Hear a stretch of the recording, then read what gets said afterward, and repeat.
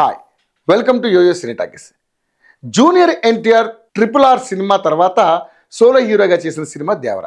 ఈ pan India cinema మంచి సక్సెస్ని అందుకుంది. ఇటీవల ఈ సినిమా 100 రోజుల థియేటర్ రన్ కూడా ఫినిష్ చేసుకుంది. ఇదిలా ఉంటే తారక్ ఇకపై గ్యాప్ లేకుండా సినిమాలు చేయాలనే నిర్ణయం తీసుకున్నారు. వరుసగా సినిమాలను లైన్లో పెట్టారు.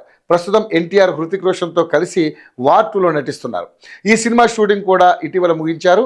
ఈ సినిమాతో పాటు KGF సిరీస్తో వరల్డ్ వైడ్గా సెన్సేషన్ క్రియేట్ చేసిన కన్నడ స్టార్ డైరెక్టర్ ప్రశాంత్ నీల్ దర్శకత్వంలో జూనియర్ ఎన్టీఆర్ నటిస్తున్నారు. ఓ నెల క్రితం ఆ సినిమా పూజా కార్యక్రమాలు కూడా పూర్తి చేసుకుంది.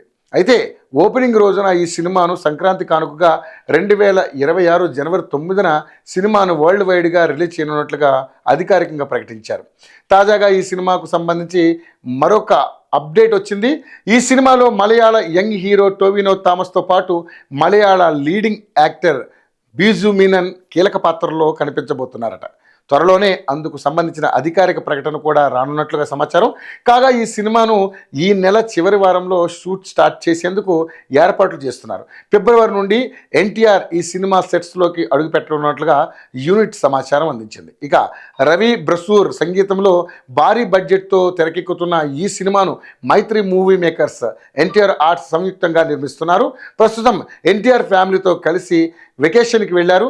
అందుకే ప్రస్తుతం ఇండస్ట్రీలో చోటు చేసుకున్న పరిణామాలపై కూడా స్పందించలేదు. తనకు ఎంతో ఇష్టమైన రామ్ చరణ్ గేమ్ చేంజర్పై కూడా రియాక్ట్ కాలేదు. ఇండియా వచ్చాక ఆయన గేమ్ చేంజర్పై తన అభిప్రాయాన్ని తెలుపుతాడో లేదో చూద్దాం. Hi, hello. మెస్మరైజ్ చేసే మూవీ ముచ్చట్లు, రిలీజ్ అయిన వెంటనే రివ్యూస్, మీ అభిమాన తారల రియల్ స్టోరీస్, సినిమా సమాచారం ఏదైనా క్షణాల్లో మీ చెంతకు.